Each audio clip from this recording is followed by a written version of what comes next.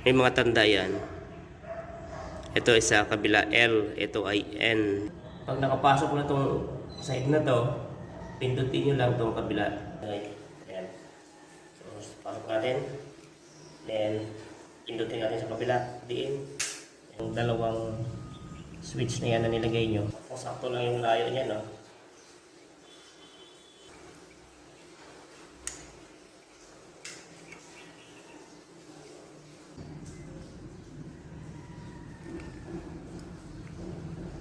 Okay. So, yan na siya. Nilaw na yun dun. Ang ginawa ko dito, ito yung return. Common yan. Ibig sabihin, isa lang sila ng supply. Pwede ka dito maglagay. Pwede doon. Pero dito, magkahiwalay ito sila. Dalawang traveler. Isa na sa 3 yung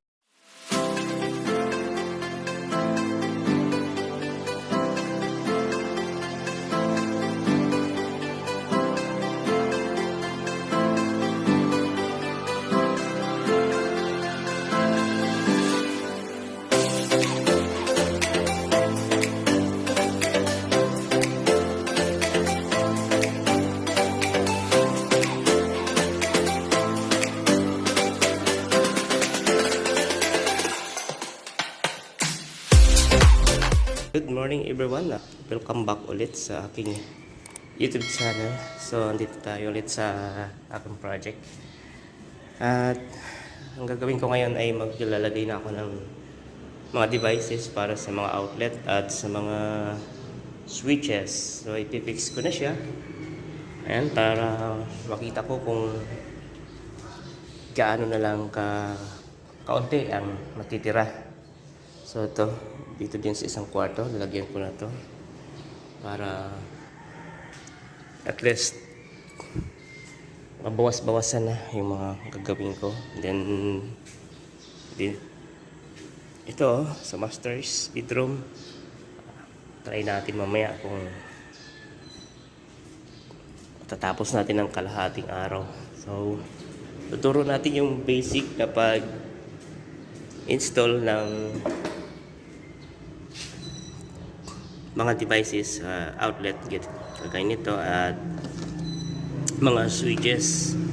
So itong sa mga switch natin, so simbolin pa ito sa mga switch at outlet natin, pero itong sa outlet mabilis lang ito simbolin, guys. Ayan.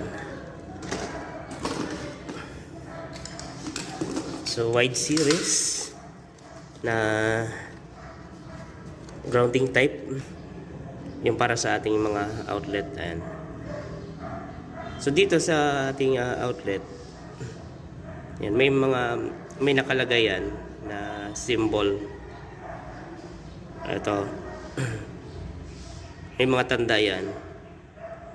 Ito ay sa kabila L, ito ay N, at ito yung symbol niya ground, grounding yan sa gitna.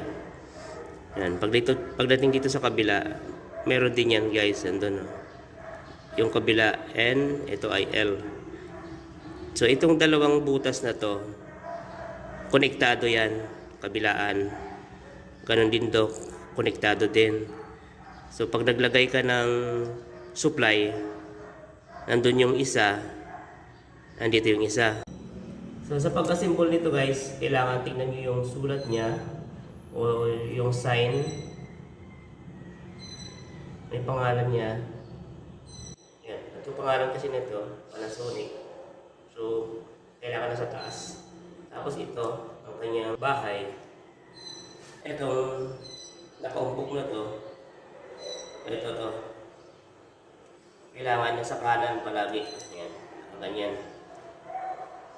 Tapos pag symbol nito, may slot lang to, guys. Ito. May slot yan. Itatapat nyo lang yung naka-OSD na to. Yan. Tapos iswak nyo lang, patagilid mo na. Unang kabila. Ito. Yan. Then pag nakapasok na tong side na to, pindutin nyo lang tong kabila. Yan. Pag ibig sabihin, pag tumunog na siya, nakaswak na siya na mabuti, nakapitch na siya. Ayan. Yan siya matanggal. Pwede naman ito tanggalin kung gusto nyo tanggalin ulit. May ano ito dito, may butas. Ayan o. Sungkipin nyo lang yan. Matatanggal na ulit ito. Ayan o. Tanggal na ulit. Pero ito naman, hindi naman ito kailangan mo na tanggalin ito. Finish mo na kasi ipakabit mo na siya doon. So ayan. Ito, papatayin ko muna, may power pala ito sa breaker.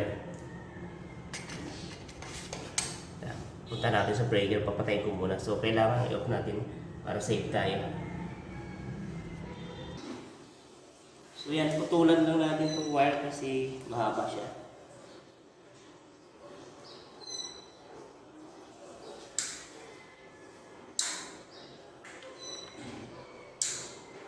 Yung grounding natin dito, kulay pula na 2.0.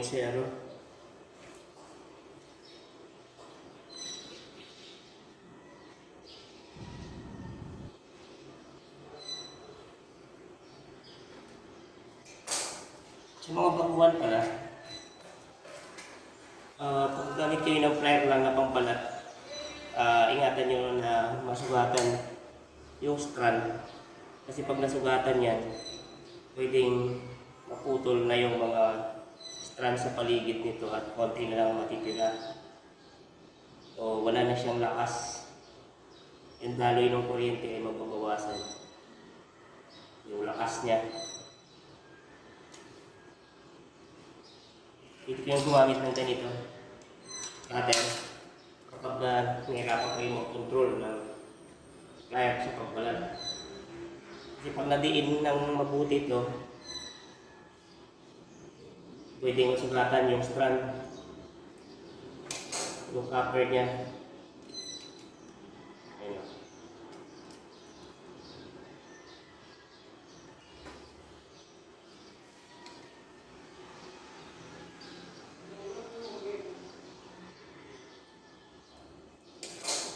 Okay.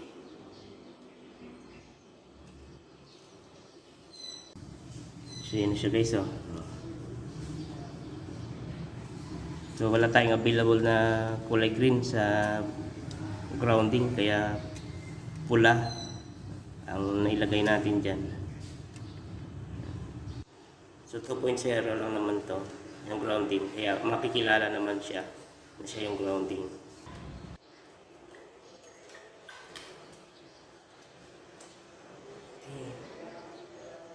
Laki ng butas.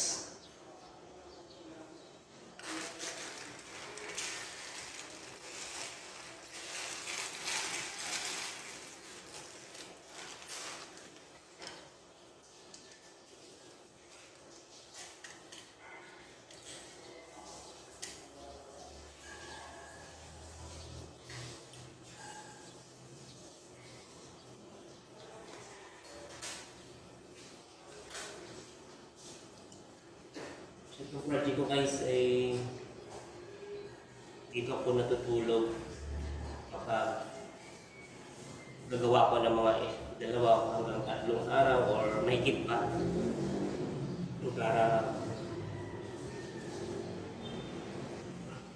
makapagtrabaho ng maaga. At siyempre ang gastos mo sa pamasahe medyo makakatipid ka din, kaya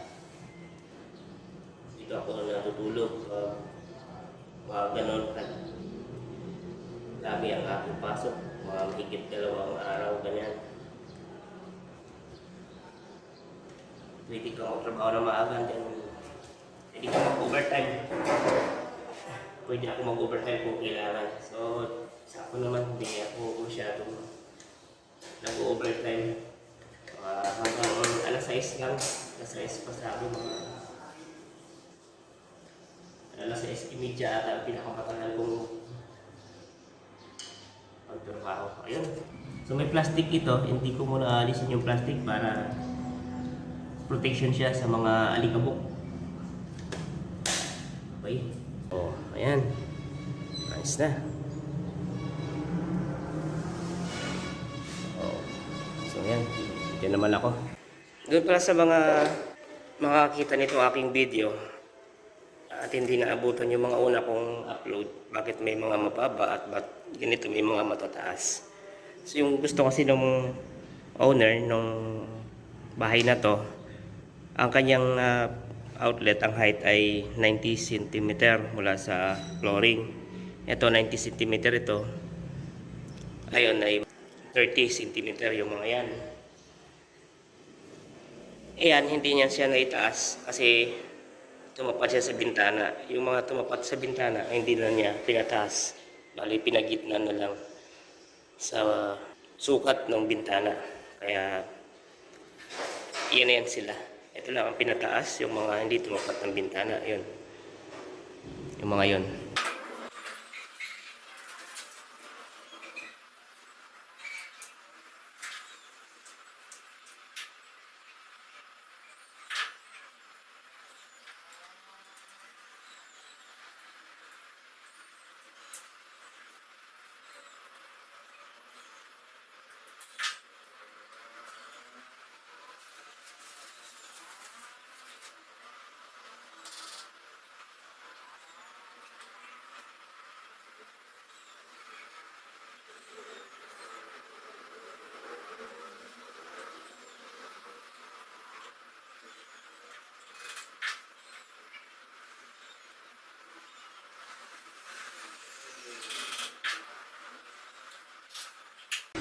So ang oras pala 6:47 ng umaga. So maaga tayo nag-start kasi dito ako natulog. Ayan. So mamaya update ko na lang kayo kung matatapos ko ba itong second floor buong maghapon. 3 kwarto, then may family area, then kasama mga switches. So mamaya sa mga switches naman, papakita ko din sa inyo paano naman mag-jumper doon sa mga tugang, saka sa mga trigang ng mga switches. Time check guys, 8:50 ng umaga. So nandito na ako sa master's bedroom. Ayan. Ito na yung natitira ko na lang na ligayan ng mga devices. Then etong dito sa switch sa labas. At itong 3-way. Ayan. Natapos na dito sa family area. Then dito sa unang room tapos na. Ayan. Ito. Nakikibit ko na rin yung 3-gang at 2-gang switch. So mamaya papakita ko sa inyo pagkabit ng mga jumper niyan. Mga 2-gang at 3-gang switch. Dito okay na. Then ito okay na. Okay na doon. Then dito okay na. Ito mga switch mamaya papakita ko sa inyo. 3-gang and mayroon pa dito naiiwang dalawa. 2-gang switch. Then dito sa CR, hindi pa tayo pwede magkabit ng switch dahil hindi pa siya finish. So dito, papakita ko sa inyo paano mag-jumper sa 3-gang at 2-gang switch. So yung ating mga devices. Ayan. So yung guys, unahin natin yung 2-gang switch. So sa 2-gang switch, ito yung kanyang takip. Ayan, ito yung kanyang plate. So sa paglagay niyan, kailangan na sa dulo lang yung isang switch. So may slot naman yan. So may mga slot yan. At ito may paa. So tutok lang natin yan doon sa butas. Medyo patagilid lang. Paglagay, unahin natin yung kabila. So itong na to, naka-usli na to. Ito yung sa baba. Yan, kapag nagkabit kayo ng switch nito, nagkabit na kayo nito dun sa utility box. Ito yung nasa baba. Yan. Then yung may tanda, ito may kulay itim. Always nasa kanan. Yan. Pero yung iba niyan guys, kung saan yung palo ng pinto, o kung saan yung bukas ng pinto, sinusunod nila to palagi. Yan. So, pasok natin. Then, pindutin natin sa kabila. Diin. Then yung isa sa dulo, ito natin ilagay.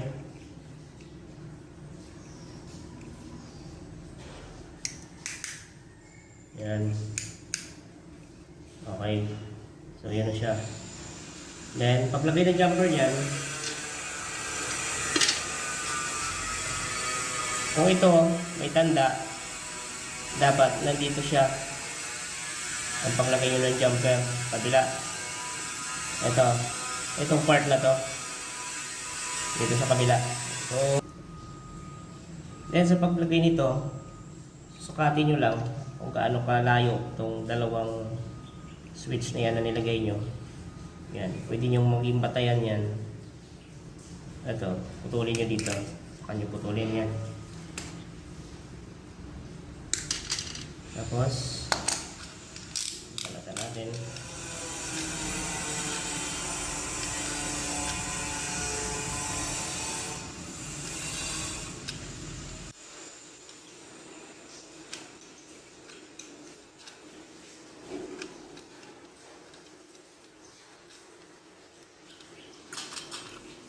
Yan, tapos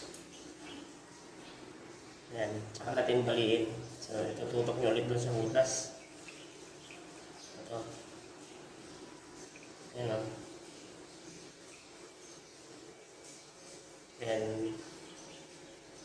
Yan. Saka nyo baliin.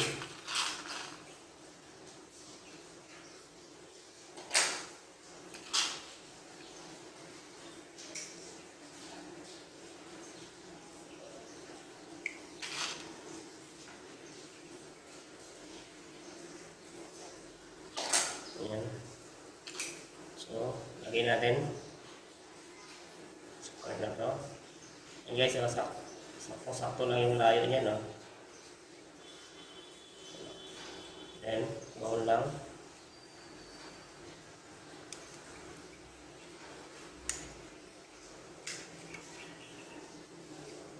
Yun. So, ganyan lang siya guys, ang pang-jumper. Yan o. So, ganun lang ang pagsukat para kung yung jumper hindi masyadong nakalabas. Yan. Kasi pag masyadong mahaba yan, medyo pasikip pa yan sa loob ng utility box. Or pwede nyo rin naman tupiin kapag medyo mahaba. Pero mas maganda kapag saktuhan lang.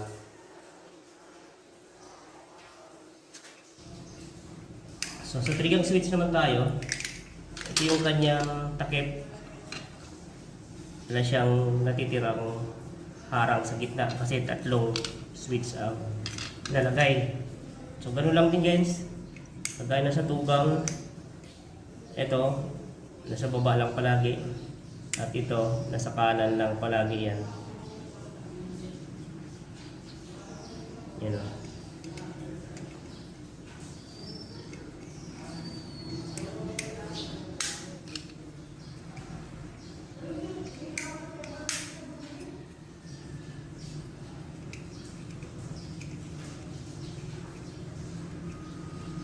Yan. Tapos, sa pag-jumper nito, sukat nyo lang sa dalawa. Yan. Dito lang sa dalawa nyo isukat. Sa dalawang ganito, puputulin natin. Dalawang jumper. So, ang purpose ng jumper guys, ito yung daluyan ng power papunta sa kabilang mga switch para magkaroon din ng supply itong mga to, para pag naglagay kayo ng return, pag switch nyo iilaw din siya, kasi pag hindi dinamperan to hindi siya magkakaroon ng supply. Kung nilagay nyo lang yung return nyo dito, wala siyang supply, hindi siya iilaw kasi wala siyang supply.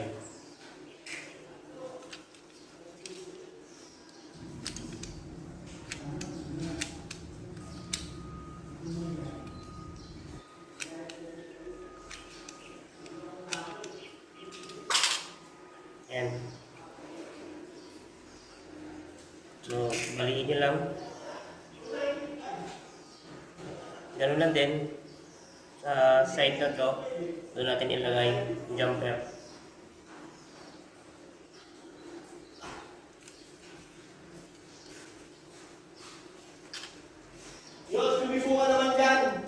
kausap ako dito eh.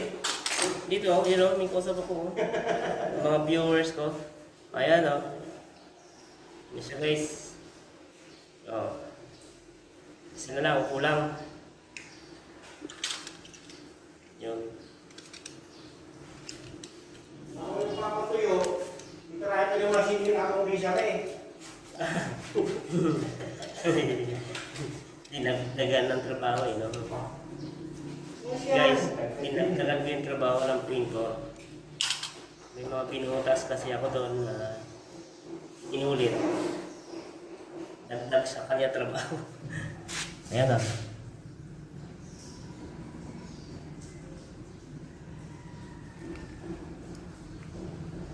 Okay. Tapos, sa paglagay naman nito doon sa taas, sa switch, pakita natin. So yun guys, itong pula, ito yung may power, nagaling doon sa ating in-splice sa junction box sa loob ng Kisame. So, pwede natin ilagay dito yan, dito sa kabila, then doon sa dulo, pwede din doon. Kahit saan nyo ilagay dyan. Yan, pwede yan. So, tusok ko lang. So, wala tayong cameraman.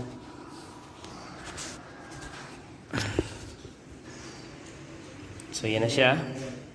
Then yung isa, uunahin ko tong tinopyang ko kasi ito yung unang ilaw sa may kwarto.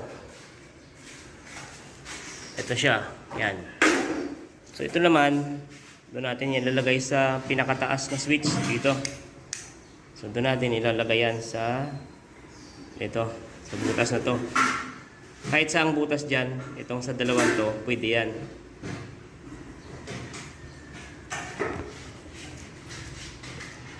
So, yan siya. Yan, milaw na. May liwanag na ang buhay. Yan o. Then, itong isa, dito sa gitna, dito.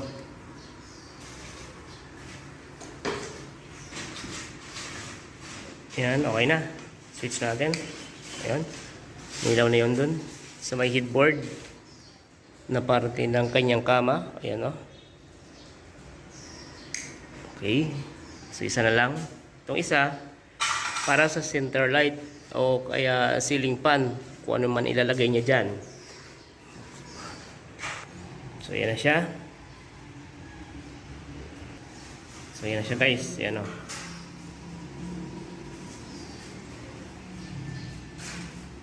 Oh. Doon natin nilagay yung para sa sintro ng ceiling. Yan. Tapos ito, mayroong tugang. Dito natin ilalagay yung ginawa natin na tugang kanina. Ginawang tugang. Switch. Ito. Tapos, dahil wala siyang supply para sa magiging ano niya, line 1. So, lalagyan natin dito yan. Susuotan natin dito, patagos sa kabila. Para doon naman natin i-jumper sa dito. Or pwedeng i-splice dito. Depende sa inyo kung anong gusto nyo gawin. Pwede i-splice dito. Pwedeng itusok na lang doon. So dahil dalawang ilaw lang naman yan, itusok nyo na lang. Dahil hindi naman malakas yung watts nyan o mahina lang yung watts ng mga ilaw. Ano lang to eh, 12 watts lang yan kada isa. So 24 watts lang yan. So mahina lang. So dito yan natin ipapasok. Pero bago siya ipasok dyan, ilagay ko muna dito. Ito habang wala pang power, ito yung uunahin natin, yung walang power. So ayan na siya guys, nailagay ko na siya. Ito.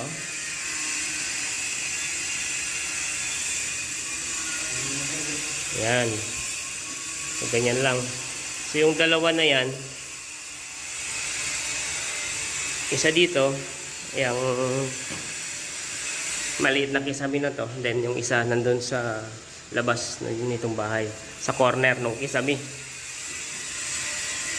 Nandyan.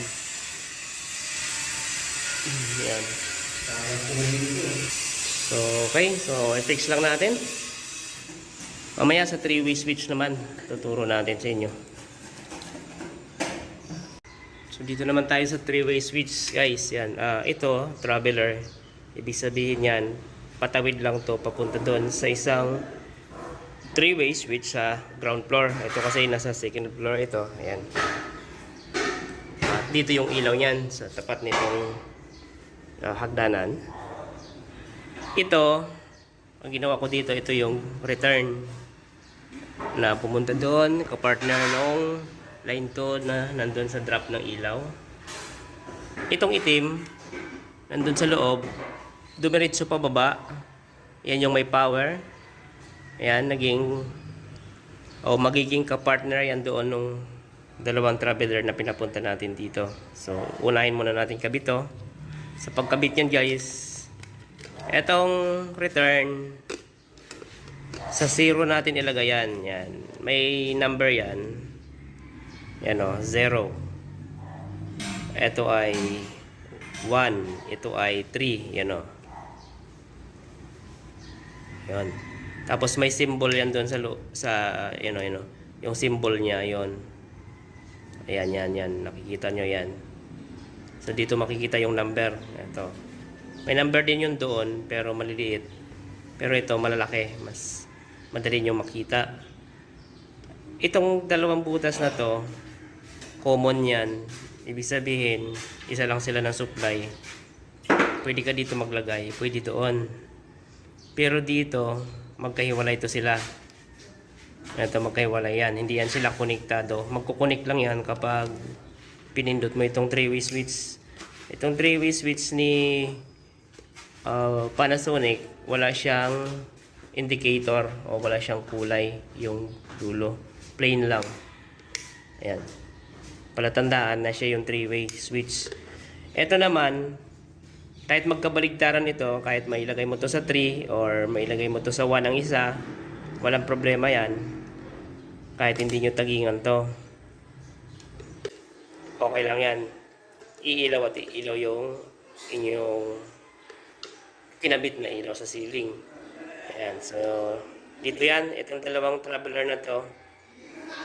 Dito yan. Ayan. So, kabit ko lang. Ayan na guys. Nakakabit na. Ayan. Return. Ayan. Napunta sa 0. Then itong dalawang traveler. Yung isa nasa 3, yung isa nasa 1. Itong ganito, pwede rin naman yung may power supply. Pwede rin naman dito yan. Ito, pwede rin naman ito didiretso doon sa babang three-way switch. Halimbawa, yun o. Yung itim na yon, pwede rin dito yan. Itong return, pwede rin yan diretso doon sa baba. Parehas lang ang tinatakbuhan o pinapasukan nung return sa kanong line o yung may power. Ito, parehas lang ang pinapasukan yan. Kaya pinababa natin yung isa para maging kapartner naman ng traveler doon sa isang three-way switch sa baba. Yan. Okay. So mamaya papakita ko sa inyo doon sa baba naman. Tingin ni tita kayo, mahinang nilalang? So guys, kabit natin itong isang three-way switch dito sa ground floor. Bali, ang gagamitin natin dito, 2 gang na switch. Isa yung single switch para dito sa ilaw na to. Yan. Pag-akyat ng hagdan. Hindi siya nakasama sa three-way. Ito. Ibubukod natin siya. Pero hindi tayo magkakaroon ng jumper para sa magiging supply nito kasi mag-iba sila ng circuito. Ibig sabihin, magkaiba sila ng circuit breaker na pinuntahan. So ito, papasok lang natin yan. Kagaya niyo nakikita yung mukha dyan dito sa baba na to na switch. Tapos yung three-way dito lang. So itong may power, yon sa 0 natin nilagay doon. Ayan. Tapos ito dito na sa taas.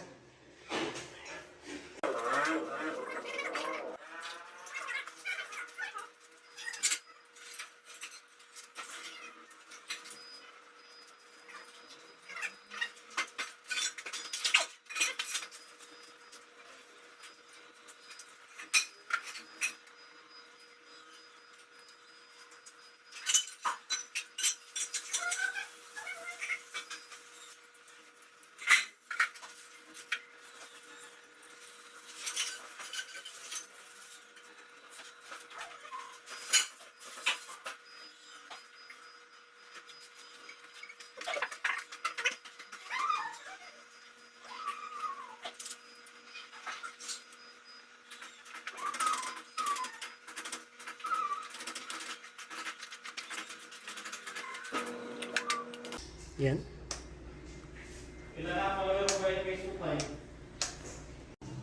So yun guys, natapos natin ng 3:30 kanina yung ating paglalagay ng devices. So may mga area na hindi pa pwedeng lagyan. So yan, isa, dalawa, tatlo, apat dito sa kwarto na to. Yan.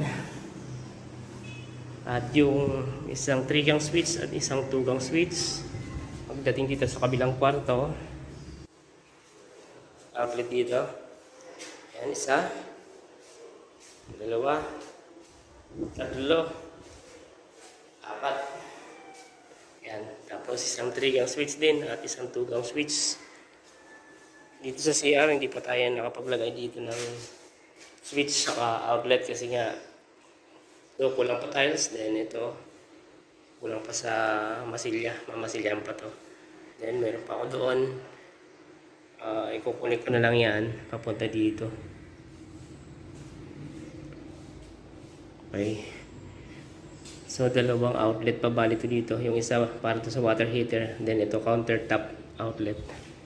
Then dito sa family area isa sa bintana. Ayan, may power na yun guys. Then dito sa loob sa dalawa. Yan, tatlo. Then may 3-gang switch at 2-gang switch din dito. Yan, mga umiilaw na to. Yan o. Yan. Yan, then dito sa labas 2-gang switch. Yan, para dito yan o. Tapos yun. Yan. Yung dalawa na to sa labas, then doon sa sulok, then ito abang para dyan sa area na yan. Then itong 3-way switch natin. So punta tayo sa baba.